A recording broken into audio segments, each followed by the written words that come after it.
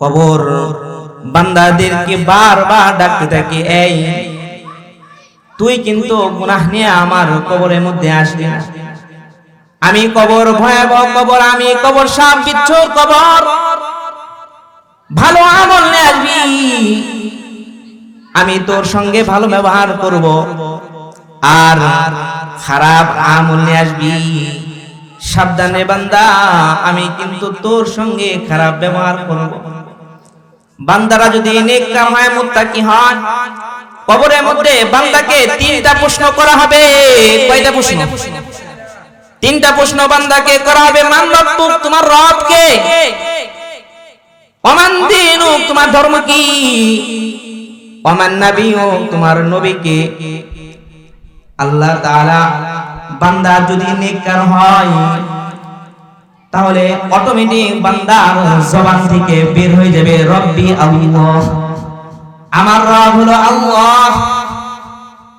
আর যদি বান্দা নেককার হয়, বান্দা যদি নবীর সুন্নাত মোতাবেক জীবনকে করে, নবীর সুন্নাত মোতাবেক জীবন করার কারণে কবরে যখন তাকে প্রশ্ন করা হবে, এই তোর নবী কে?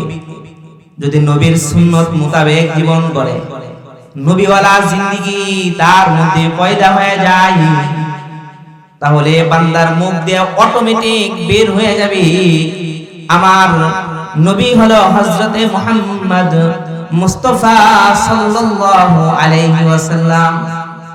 এবার জিজ্ঞাসা করবে, এই তোর ধর্ম কি? তোর ধর্ম কি?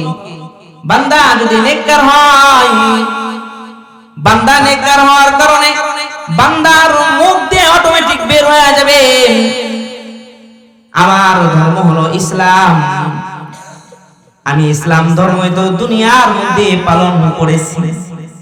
যখন এই তিনটা প্রশ্ন বান্দার হয়ে যাবে, আসমান থেকে একটা আওয়াজ আসবে। বান্দার আওয়াজটা এমন, আল্লাহ তাআলা বলবেন, এই কবর, তার জন্য তুমি প্রশস্ত হয়ে যাও। বান্দার নেক আমলের কারণে বান্দার কবরটা প্রশস্ত হয়ে যাবে। সুবহানাল্লাহ। বান্দা যখন প্রশ্ন দিবে, বান্দার জন্য জান্নাতের দরজাগুলো খুলে দেওয়া হবে। সুবহানাল্লাহ। এই জান্নাতের দরজাগুলো খুলে দেওয়া হবে, জাহান্নাম আর কোনো সম্ভাবনা নাই। কিয়ামত পর্যন্ত এমন একটা ঘুম দিবে, যে ঘুমের কারণে সিংহায় যখন ফুৎকার দিবে, তখন চোখ জ্বলতে থাকবে আর বলতে থাকবে, এত সুন্দর ঘুম কে আমায় নষ্ট করলো? আমি তো এত সুন্দর ঘুম ঘুমাচ্ছিলাম, আমার ঘুমটা কে নষ্ট করলো? এরকম ভাবে বলতে থাকবে। আর বান্দা যদি বদকার হয়, বান্দা বদকারের কারণে বান্দার কবরটা এমন হয়ে যাবে, কবর জগতে যখন তাকে প্রশ্ন করা হয়, মান রব্বুক ওয়া মান দীনুক ওয়া মান নাবিয়ুক, তোমার নবী কে? তোমার রব কে? তোমার ধর্ম কি? বান্দা তো দুনিয়ার মধ্যে আল্লাহ তাআলার ইবাদত বন্দেগী করে নাই, তখন বান্দার উত্তর বের হবে, লা আদরি লা আদরি, আমি তো কিছুই জানি না, আমি কিছুই জানি না। যখন বান্দার মুখ দিয়ে এই আওয়াজটা বের হয়, আসমান থেকে একটা আওয়াজ আসবে, বান্দাকে বলবে, এই বান্দা মিথ্যা কথা বলেছে, আমি তো দুনিয়ার মধ্যে ওকে নামাজ দিয়েছিলাম, আমি রব হিসেবে চিনার জন্য ওকে বলা হয়েছিল, কিন্তু ওই তো আমায় চিনে নাই, নবীর সুন্নাত মোতাবেক জীবনটাকেও করে নাই, আর এখন ধর্মটাও বলতে পারে না এটা তার ধর্মটা কি, ইসলাম ধর্ম না অন্য ধর্ম। কবরকে বলবে, এই কবর, তার জন্য সংকীর্ণ হয়ে যাও, কবর তার জন্য সংকীর্ণ হয়ে যাবে। কবরটাকে এমন জোরে চাপ দিবেন, বান্দার এক পাশের হাড়গুলো আরেক পাশ দিয়ে ঢুকে যাবে। নাউজুবিল্লাহ। বান্দার কবরের মধ্যে এমন বিষধর সাপ নিযুক্ত করা হবে, ওই সাপ যদি একবার দুনিয়ার মধ্যে নিঃশ্বাস ফেলত, তাহলে দুনিয়ার কোনো ফসল আর হতো না। নাউজুবিল্লাহ। এমন বিষধর সাপ বান্দার কপালের মধ্যে দংশন করতে থাকবে, কিয়ামত পর্যন্ত এমন আযাব তাকে দিতে থাকবে, বান্দার জন্য ভয়াবহ আযাব শুরু হয়ে যাবে। তখন বান্দা আফসোস করবে আর বলবে, হায় হায়, আমি আমার সময়টা কোন পথে ব্যয় করেছি। এই কবরের জগতের পরে এখন হয়ে যাবে হাসরের ময়দান। বান্দা যখন হাসরের ময়দানে আসবে, এবার হিসাব নিকাশ শুরু হবে। হিসাব নিকাশ শুরু হওয়ার পর আল্লাহ রাব্বুল আলামিন বান্দাকে জিজ্ঞাসা করবেন, বান্দা দুনিয়ার মধ্যে যা কিছু করেছে, চাই ভালো কাজ করো চাই খারাপ কাজ করো, এই সব কিছু জিজ্ঞাসা করা হবে। বান্দা যা দুনিয়ার মধ্যে করে, চারটা জিনিস তার সাক্ষ্য হয়ে যাবে। কয়টা জিনিস? চারটা জিনিস তার সাক্ষ্য হবে। এক নম্বর সাক্ষ্য হলো ইয়াউমা ইদিন তুহাদ্দিসু আখবারাহা, জমিনের মধ্যে বান্দা যা কিছু করেছে, জমিনটা বান্দার সাক্ষ্য হয়ে যাবে। আপনারা যারা কষ্ট করে হেঁটে এই জমিনের মধ্যে বসে আছেন, ইনশাআল্লাহ আপনার সাক্ষ্য থাকেন, এক সময় এই জমিনটা সাক্ষ্য দিবে, গো আল্লাহ, তোমার বান্দা দূর থেকে হেঁটে হেঁটে তোমার কথা শোনার জন্য মজলিসের মধ্যে আসছে, এই জমিনটা সাক্ষ্য দিয়ে দিবে। বান্দা যে জমিনের উপরে সিজদা করবে, সিজদার জায়গাটাও বান্দার জন্য সাক্ষ্য হয়ে যাবে। সুবহানাল্লাহ, এই জমিন সাক্ষ্য হবে, সিজদার জায়গাটা বান্দার সাক্ষ্য। এখন প্রশ্ন হতে পারে, জমিন আবার কিভাবে সাক্ষ্য দেয়? জমিন কি কথা বলতে পারে? এই প্রশ্ন তো আসতে পারে। এই প্রশ্নের জবাব হলো যে জমিনের মধ্যে আল্লাহ তাআলা এমন শক্তি দিয়া দিবে, এমন মেধা শক্তি দিয়া দিবে, যেই মেধা শক্তি হওয়ার কারণে জমিনটা তার সাক্ষ্য দিতে থাকবে। এই জমিন সাক্ষ্য দিবে যে জমিনের মধ্যে জবান খুলে দিবে। এই জবান খুলে দেওয়ার কারণে জবান, আল্লাহ, তোমার এই বান্দা এই যে এই অমুক জায়গায় গুনাহের কাজগুলো করেছে, অমুক জায়গায় নেক কাজগুলো করেছে, এরকম ভাবে সাক্ষ্য দিতে থাকবে। এক নাম্বার সাক্ষ্য। দুই নাম্বার সাক্ষ্য হলো আল ইয়াউমা নাখতিমু আলা আফওয়াহিহিম ওয়া তুকাল্লিমুনা আইদিহিম ওয়া তাশহাদু আরজুলুহুম বিমা কানু ইয়াকসিবুন। বান্দার অঙ্গ প্রত্যঙ্গ সাক্ষ্য দিবে, বান্দার মুখের মধ্যে লাগাম মেরে দেওয়া হবে, বান্দার মুখ আর কথা বলবে না। তাফসীরে কিতাবের মধ্যে আছে, বান্দাকে অল্প সময়ের জন্য কথা বলার সুযোগ দেওয়া হবে, জবান দ্বারা কথা বলার সুযোগ দেওয়া হবে। জবান দ্বারা যখন কথা বলবে, তখন বান্দা বানায়া বানায়া এক একটা কথা বলতে থাকবে, বলবে, আল্লাহ, আমি তো তোমার ভয়ে কত ইবাদত বন্দেগী আমি করেছি, এক ওয়াক্ত নামাজ আমি ছাড়ি নাই, রমজান মাসের রোজাটাও আমি ছাড়ি নাই, বানায় বানায় আল্লাহর কাছে ভয়ে সাক্ষ্য। তখন আল্লাহ তাআলা বান্দার মুখটা বন্ধ করে দিবে। কি বন্ধ করে দিবে? মুখ বন্ধ করে দিবে। বান্দার মুখ আর কথা বলবে না। এবার কথা বলবে বান্দার হাত। আল ইয়াউমা নাখতিমু আলা আফওয়াহিহিম ওয়া তুকাল্লিমুনা আইদিহিম ওয়া তাশহাদু আরজুলুহুম বিমা কানু ইয়াকসিবুন। আল্লামা রুমি রাহমাতুল্লাহি আলাইহি বলেন, চশমে গুয়াদ করদা আমগম জাহারাম গোশে গুয়াদ চিদা আমসুল কালাম লব্বে গুয়াদ মঞ্জুনি বুসিদাম দস্ত গুয়াদ মঞ্জুনি দুজদিদাম। বান্দার কান আল্লাহ তাআলার কাছে সাক্ষ্য দিবে, ওগো আল্লাহ, তোমার বান্দা এই কান দ্বারা গুনাহের কাজ করেছে। কান দ্বারা যদি কেউ নেক কাজ করে, নেক কাজেরও সাক্ষ্য দিবে, আর যদি কেউ খারাপ কাজ করে, কান বাদ্য শুনে এটারও সাক্ষ্য দিবে। আপনারা এখন যারা বসে বসে ওয়াজ শুনতেছেন, দ্বীনি কথাবার্তা আপনারা যারা শুনতেছেন, আশা রাখেন এই কথাগুলো কান আপনার সাক্ষ্য দিবে। আল্লাহ এই বান্দারা তো তোমার কথা শোনার জন্য উট পাখির মতন কেমন যেন বসেছিল, যে কি কথা হয় এগুলো শোনার জন্য, এই কান দ্বারা শোনার জন্য তারা বসে আছে, নাকি অন্য কিছু শোনার তারা বসে আছে? আপনারা যারা এখানে বসে আছেন গান বাদ্য শোনার জন্য বসে আছেন? না, গান বাদ্য শোনার জন্য বসে নাই। দিনই কথাবার্তা হবে, আল্লাহ আল্লাহ রাসূলের কথাবার্তা হবে, এটা শোনার জন্যই তো বসে আছে। আর এই কানটাই ইনশাআল্লাহ আপনার সাক্ষ্য দিবে যে আল্লাহ তোমার এই বান্দা তো ওয়াজ মাহফিল শুনেছে, এই কানটা তুমি আবার তাকে কিভাবে জাহান্নামের মধ্যে দিবা?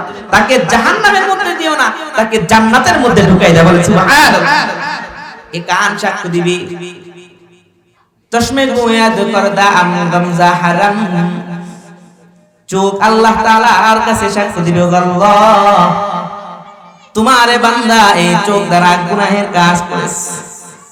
আর যদি কোনো বান্দা এই চোখ দ্বারা কোনো নেক কাজ করে, এই নেক কাজের সাক্ষ্য আল্লাহ তাআলার কাছে দিবে। চোখ বলবে, আল্লাহ তোমার বান্দা এই চোখ দ্বারা কোরআন তেলাওয়াত করেছে, ভালো কাজের আমলগুলো দেখেছে, স্ত্রীর দিকে নেক নজরে তাকাইছে, মায়ের দিকে নেক নজরে তাকাইছে, বাবার দিকে নেক নজরে তাকাইছে। গো আল্লাহ তোমার এই বান্দার এই চোখটাকে কিন্তু জাহান্নামের আগুনে তোমরা ফেলে দিও না। এই চোখটা সাক্ষ্য দিবে, বান্দার হাত সাক্ষ্য দিবে। আল্লাহ তাআলার কাছে বলবে, আল্লাহ তোমার এই বান্দা এই হাত দ্বারা অমুক গুনাহের কাজ করেছে, আরেকজনের উপরে জুলুম করেছে, আরেকজনকে অন্যায়ভাবে থাপড় মেরেছে, এইভাবে হাত কি বলবে, কথা বলবে। এই জুলুম করা, এই জুলুমের এটা ভয়াবহ শাস্তি, জুলুম এটা খুবই ভয়াবহ বিষয়। হাতের দ্বারা যে জুলুম করবো এটা সাক্ষ্য তো হবে, এটার পরিণতি কি হবে এটার মধ্যে আল্লাহ রাসূল সাল্লাল্লাহু আলাইহি ওয়াসাল্লাম হাদিসের মধ্যে কি বলে দেখুন, মুসলিম শরীফের হাদিস।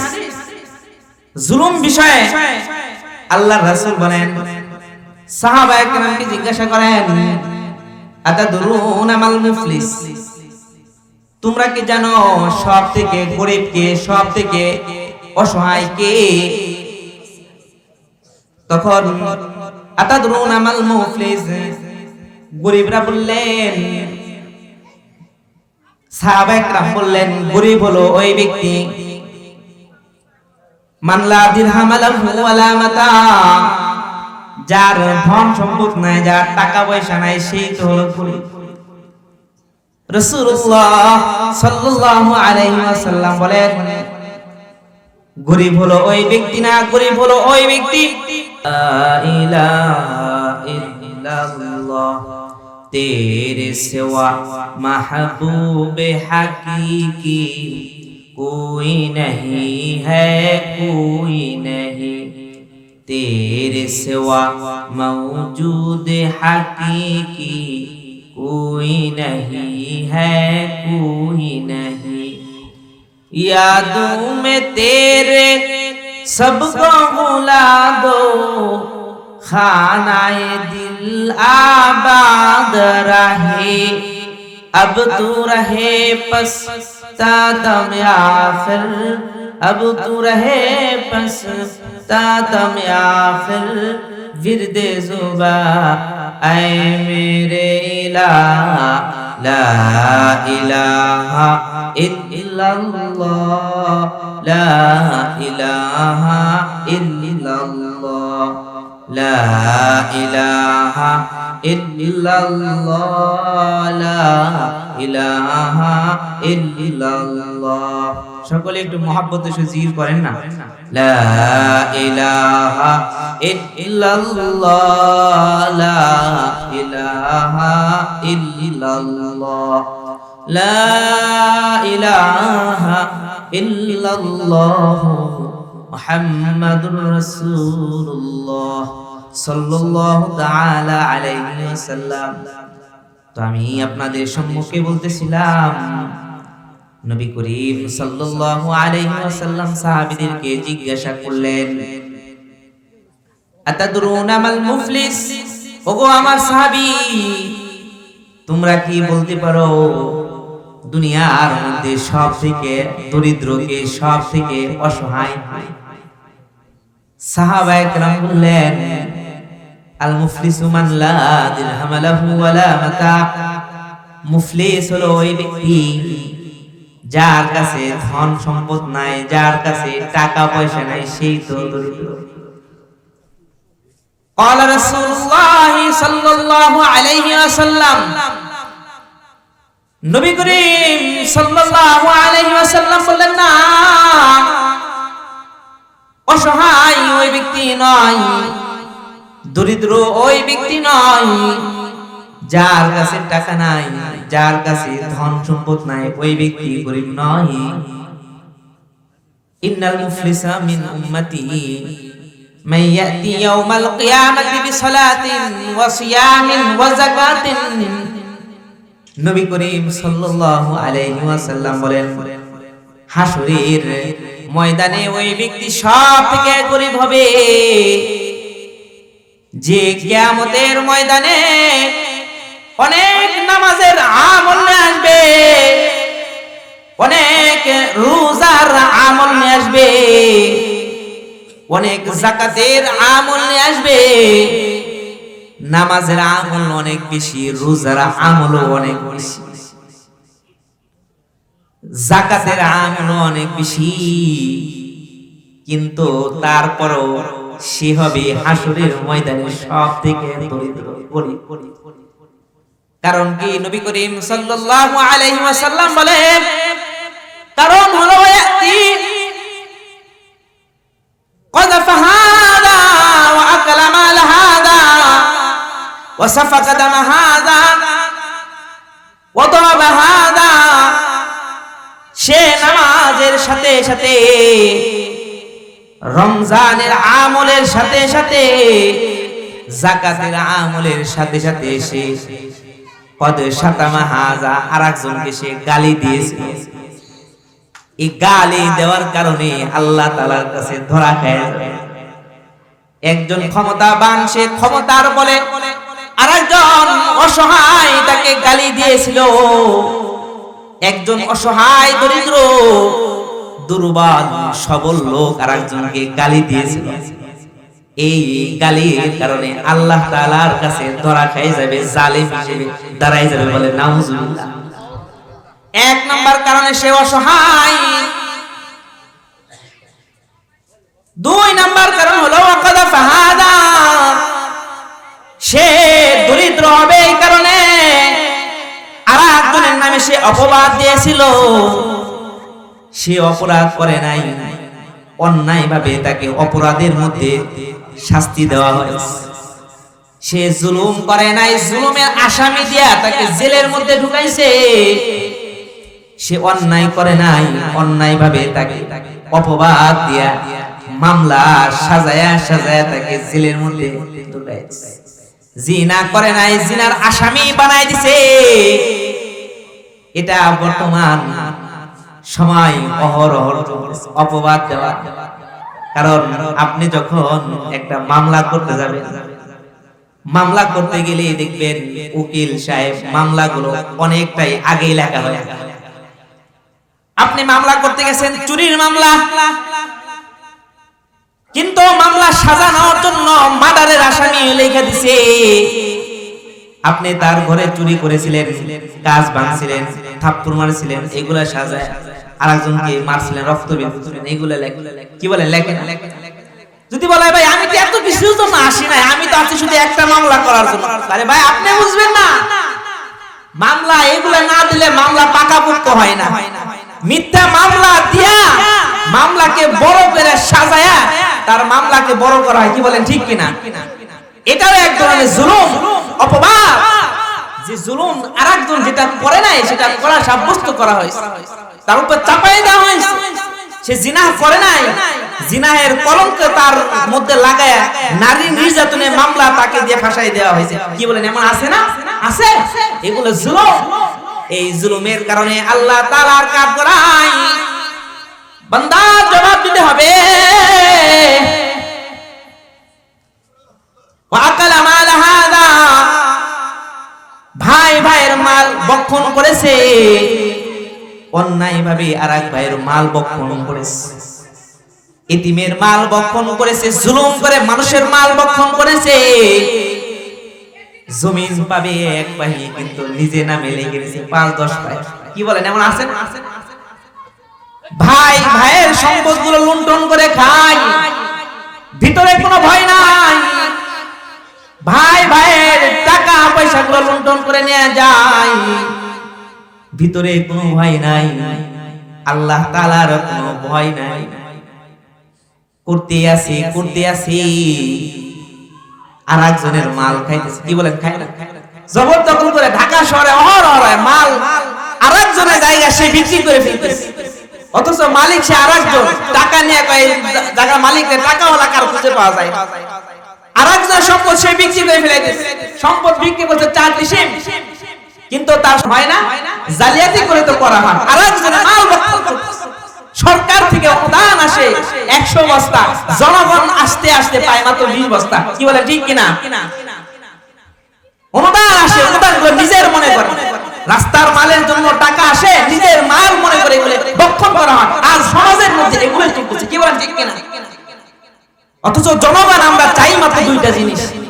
এই 2টা জিনিসের মধ্যে বেশি গাফলাত। রাস্তাঘাট চাই, রাস্তাঘাট একটু ভালো। কি বলেন, আপনারা কি চান না? রাস্তাঘাটটাই তো হলো, কিন্তু রাস্তাঘাটের মধ্যেও তারা কি করে, টাকাগুলো আসে, অনেকে আছে টাকাগুলো নিজের পকেট ভারী করতে দেয়। এমনও আছে, কি নাই মনে হয় মিথ্যা বললাম না? আরেকজনের মাল বক্ষণ করা হচ্ছে, জনগণের মাল, জনগণের ইজ্জত লুণ্ঠন করা হচ্ছে। আল্লাহর কাছে অবশ্যই এগুলো হিসাব দিতে হবে। আর আরেকটা হলো বিদ্যুৎ। এই জিনিসটাও তো আমরা একটু বেশি চাই, অথচ এই 2টা জিনিস অনেক সময় বেশি ঝামেলা হয়। কি বলেন, ঠিক কিনা? এরপর আমাদের কি সবর করতে হবে। তো বলতেছিলাম, বান্দার হক এটা নষ্ট করা যাবে না, বান্দার হক এটা পাই টু পাই এটা দিতে হবে। এজন্য বান্দার হকের বিষয়ে আমার খেয়াল রাখতে হবে। আকালামা আলা হাদা ওয়া সাফাকা হাদা, একজন আরেকজনকে হত্যা করে ফেলে, অন্যায় ভাবে নিজের মনের সাথে মিল নাই, আমার কথার ওভারটেক করেছে, আমার মনের সাথে মিলে নাই, আমার দলে নাই, আরেকজনকে হত্যা করেছে। কি বলেন, হয় কি? অন্যায় ভাবে একজন আরেকজনকে হত্যা করে দেওয়া হয়। এই হত্যার কারণে আল্লাহ তাআলার কাঠগড়ায় বান্দার জবাবদেহি করতে হবে। এই জুলুমের কারণে আরেকজনকে হত্যা করা এটাও একটা জুলুম। এই জুলুমের কারণে আল্লাহ তাআলার কাঠগড়ায় যাবে, গো বান্দা, কেন রে তুই আমার বান্দাকে হত্যা করেছিলি? কেন তুই আরেকজনকে রক্তপাত করেছিলি? এখন জবাব দে, এখন হিসাব দে, বান্দার কাছে হিসাব চাওয়া হবে। অথচ সাহাবায়ে কেরাম জুলুম করার বিষয়ে কেমন সতর্ক ছিলেন, যাতে এক মুহূর্তের জন্য জুলুম না হয়ে যায়, সতর্ক ছিলেন। হযরতে ওমর রাদিয়াল্লাহু তাআলা আনহু কেমন ইনসাফ করেছেন, জুলুমে যাতে না হয়ে যায়, জুলুমের ভয়ে নিজের খাদেমের সাথেও কেমন আচরণ করেছে। ফিলিস্তিনের এক বাইতুল মুকাদ্দাস, এক মসজিদের মধ্যে খ্রিস্টানদেরকে আটকানো হয়। এবার খ্রিস্টানরা মুসলমানের সঙ্গে সন্ধি করবে। সন্ধি করার সময় বলে, এই আমরা তোমাদের সঙ্গে সন্ধি করতে চাই একটা শর্তে, বিশেষ একটা শর্তে তোমাদের সঙ্গে সন্ধি করতে চাই। আবু উবাইদা রাদিয়াল্লাহু তাআলা আনহুকে বলেন, হযরতে ওমর রাদিয়াল্লাহু তাআলা নিজে এসে আমাদের খাতার মধ্যে স্বাক্ষর করতে হবে, নিজে এসে আমাদের খাতার মধ্যে স্বাক্ষর করতে হবে। আর আবু উবাইদা রাদিয়াল্লাহু তাআলা হযরতে ওমর রাদিয়াল্লাহু তাআলা আনহুর কাছে খবরটা পাঠায় যে আপনার এসে খাতার মধ্যে সিগনেচার করতে হবে, যদি সিগনেচার করেন তাহলে তারা আপনার সঙ্গে আপোষ করে সন্ধি করতে যায় মুসলমানদের। অথচ ওই যুগের ওমর রাদিয়াল্লাহু তাআলা আনহুর সঙ্গে সঙ্গে বের হয়ে গেছে, সফরের জন্য বের হয়ে যায়। সাথে ছিলেন একটা উট আর একটা রাখাল। কি ছিলেন? উট আর রাখাল।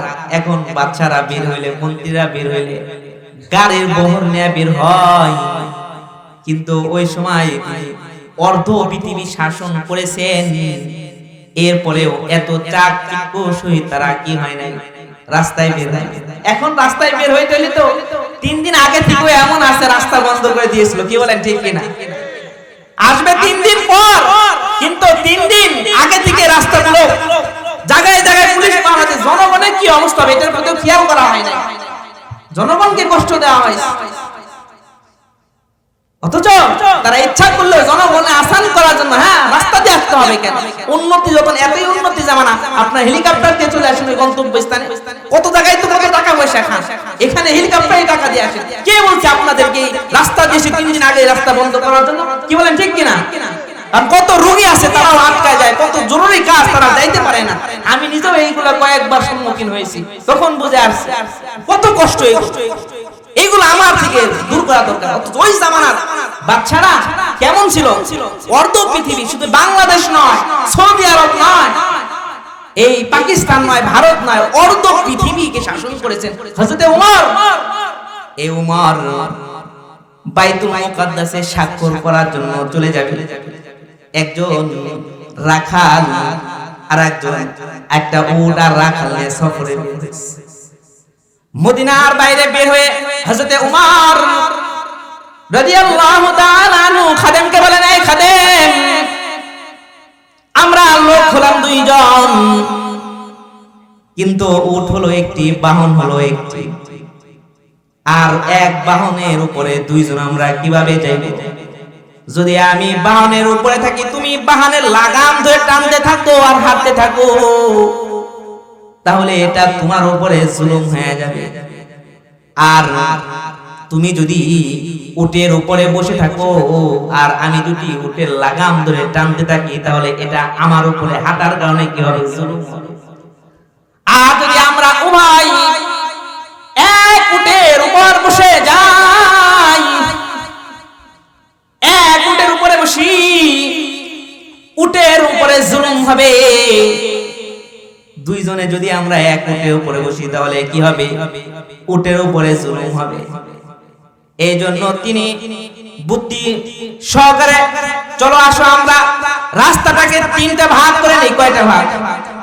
3টা ভাগ করে নেই। এক ভাগে তুমি আমার লাগাম ধরে টানবে, আমি উটের উপরে বসে থাকবো, তুমি উট ধরে টানতে টানতে নিয়ে যাবা।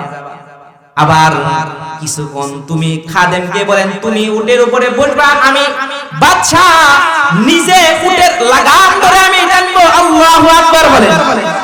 একজন বাদশা খাদেমের উপরে কেমন ইনসাফ করেছেন, খাদেমকে উটের উপরে বসাইছে, বাদশা খাদেমের লাগাম ধরে উটকে টানছে।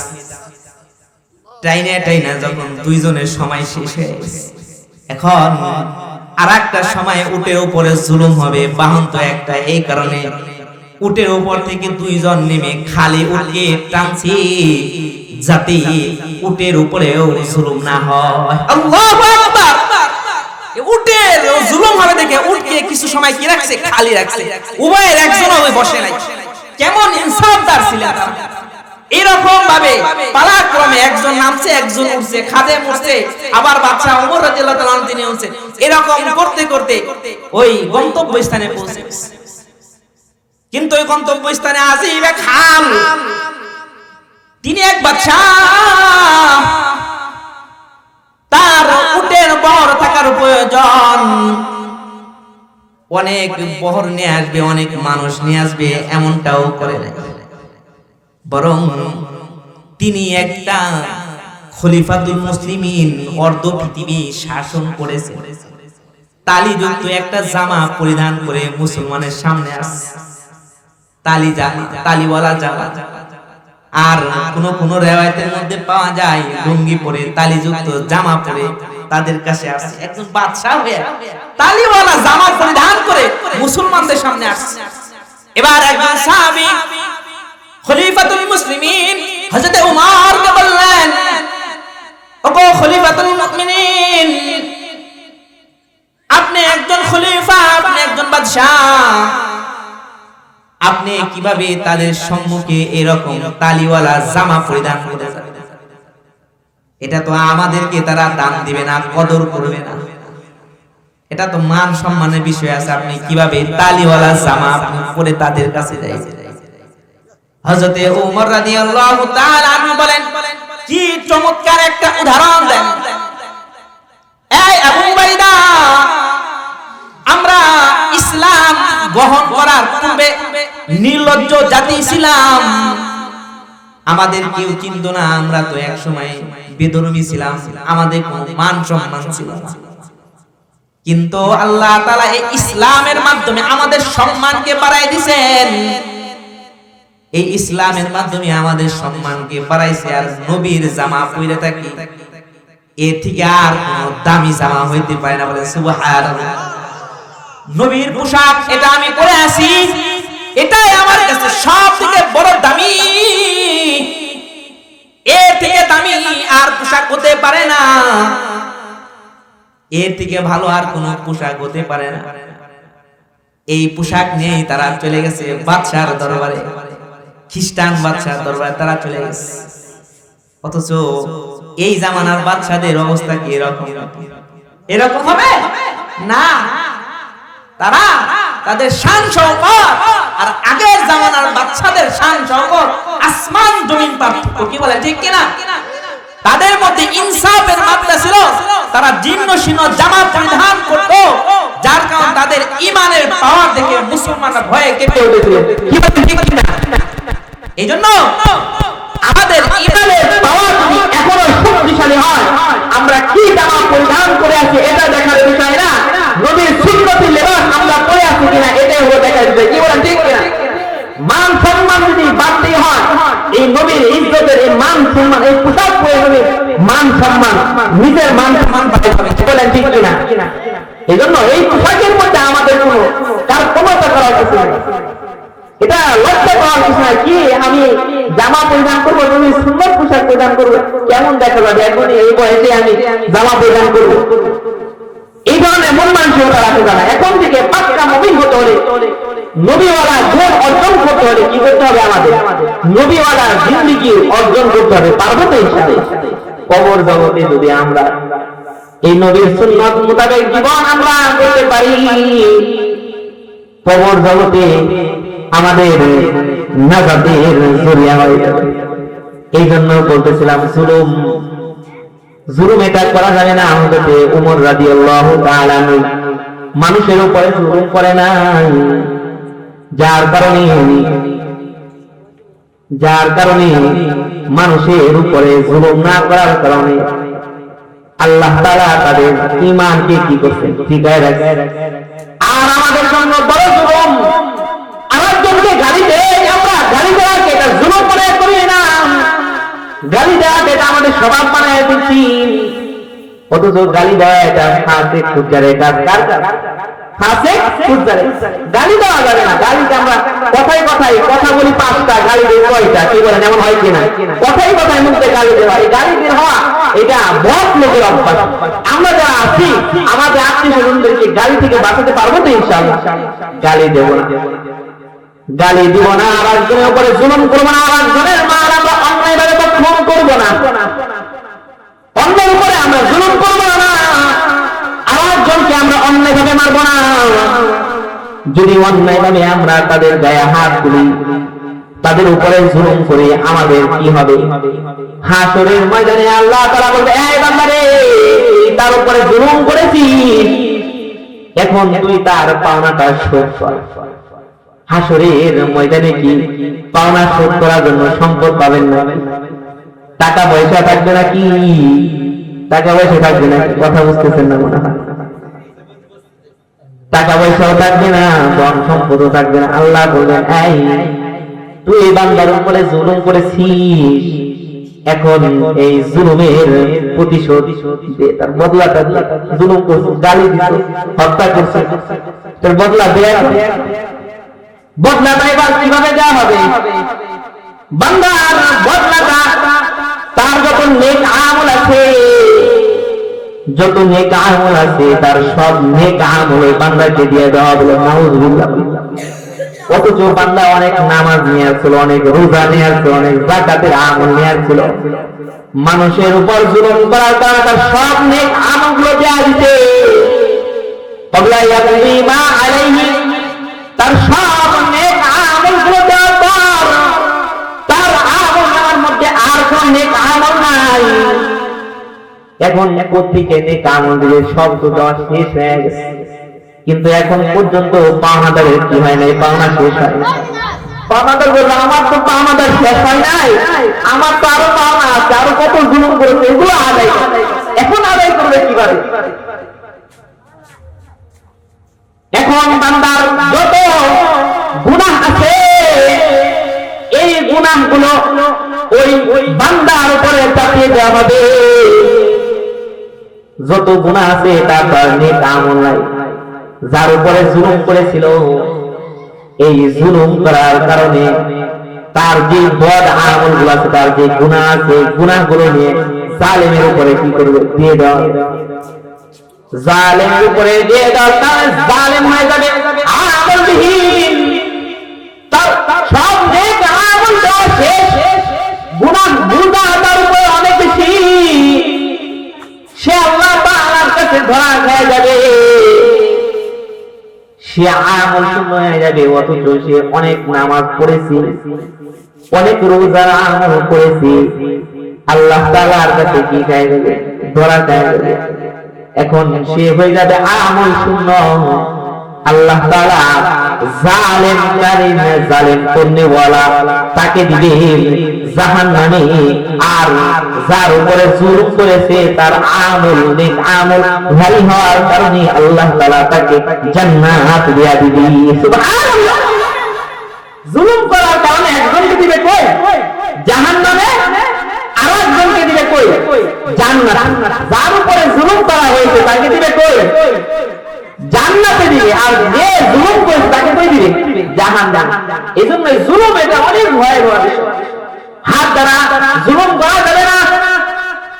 বান্দার হাত আল্লাহ তাআলার কাছে সাক্ষ্য দিবে, আল্লাহ তোমার আরে বান্দা এই হাত দ্বারা গুনাহের কাজ করেছে, এই হাত দ্বারা সে ভালো কাজ করে নাই। হাত আল্লাহ তাআলার কাছে সাক্ষ্য দিবে, বান্দার পা আল্লাহ তাআলার কাছে সাক্ষ্য দিবে, আল্লাহ তোমার এই বান্দা এই পা দ্বারা গুনাহের কাজ করেছে। আপনারা যারা এই কষ্ট করে মাহফিলের মধ্যে আসছেন, দূর থেকে আসছেন, এক কদম হোক আর দুই কদম হোক আসছেন না দূর থেকে, এই পাটা আল্লাহ তাআলার কাছে সাক্ষ্য দিবে। আল্লাহ তাআলার কাছে বলবে, আল্লাহ তোমার বান্দা এই পা দ্বারা তোমার কথা শোনার জন্য বহুত দূর থেকে আসছে। হায় আল্লাহ তুমি কিন্তু এই বান্দাকে জাহান্নামের আগুনের মধ্যে ফেলো না। বলে সুবহানাল্লাহ। এই জন্য আমরা যারা আসছি আমরা কি লস করেছি না লাভ করেছি? লাভ করেছি। যারা আসে না তারা লাভ করেছে না লস করেছে? লস করেছে। এই জন্য এত সুন্দর বরকতময় মাহফিল হয়তোবা কার দিলে তারা অন্তর পরিবর্তন হয়ে যাবে এটা কেউ বলতে পারে না। এই জন্য এই ধরনের মাহফিল রহমতি মাহফিল। এই মাহফিলের মধ্যে বুঝবেন কোন কথা আপনার দিন পরিবর্তন হয়ে যাবে, এটা কেউ বলতে পারবে না। এটা 2 নাম্বার সাক্ষ্য হবে যে বান্দার জমিন সাক্ষ্য দিবে 1। 2 নাম্বার সাক্ষ্য হলো কি? বান্দার হাত পা জবান কান এগুলো কি দিবে? সাক্ষ্য দিবে। 3 নাম্বার সাক্ষ্য দিবে বান্দার কিরামান কাতিবিন। 2 পদের ফেরেশতাগুলো বান্দার সাক্ষ্য হয়ে যাবে। 2 কালের ফেরেশতাগুলো বান্দার সাক্ষ্য দিবে। বান্দা যে নেক আমলগুলো করেছে, নেক আমল করার কারণে এটাও আল্লাহ তাআলার কাছে কি দিবে? সাক্ষ্য দিবে। আর নেক আমল করেছে করতে হবে না, শুধুমাত্র নেক আমলের নিয়ত করেছে। যেমন এই মাহফিলে বোঝায় যুবকেরা আপনাদেরকে দাওয়াত দিয়েছে, মনে করেন 4-5 দিন আগে, মনে মনে নিয়ত রাখছেন যে 15 তারিখ 16 তারিখে রাতে মাহফিলে আমি ইনশাআল্লাহ থাকব। নিয়তটা করেছেন। আবার হয়তো নিয়ত করতে পারেন যে মসজিদের মধ্যে আযান হয়ে যাবে, আযানের সঙ্গে সঙ্গে মসজিদের মধ্যে আমি চলে যাব,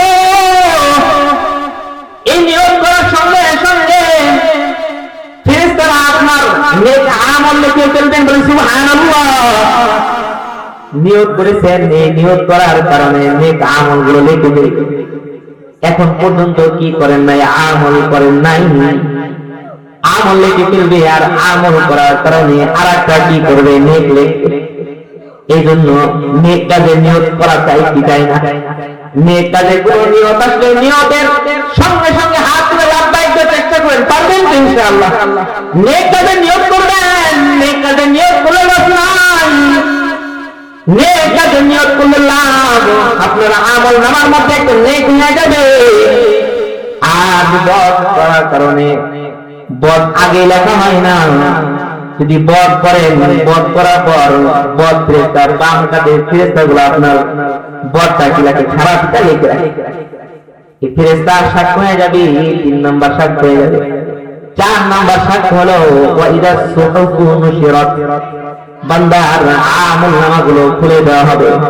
বান্দা যখন আমল নামা দেখবে রে, আর মনে মনে ভাবতে থাকবে, হাই হাই রে, ছোট থেকে ছোট আমল, এটাও আল্লাহ তাআলা করে নাই, অমুক জায়গায় অমুক গুনাহ করেছে, এটাও তো খাতার মধ্যে চলে আসছে, অমুক জায়গায় অমুক নেক আমল করেছে, এটাও তো খাতার মধ্যে চলে আসছে।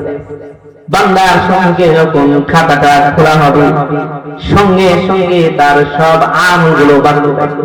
এই জন্য বাবা যারা আছি, আজ থেকে মাহফিল থেকে যারা আছি, গুনাহ হয়ে গেছে, গুনাহ আমরা এই মাহফিল থেকে তাওবা করে বাইরে ফিরব, গুনাহ মাফ করে বাইরে যাব, পারবো তো ইনশাআল্লাহ।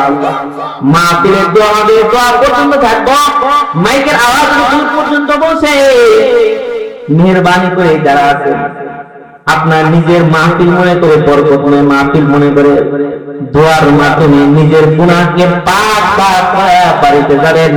এজন্য বাড়ি যারা আছেন, আশপাশে মাইক আওয়াজ করছে, মেহেরবানি করে আপনাদের সকলে এই মাইকের আওয়াজ যত দূর পর্যন্ত পৌঁছেছে, আপনাদের গার্জেনদেরকে, আপনাদের পুরুষ গার্জেন যারা আছে, মাহফিলের প্যান্ডেলের মধ্যে পাঠায় দেন।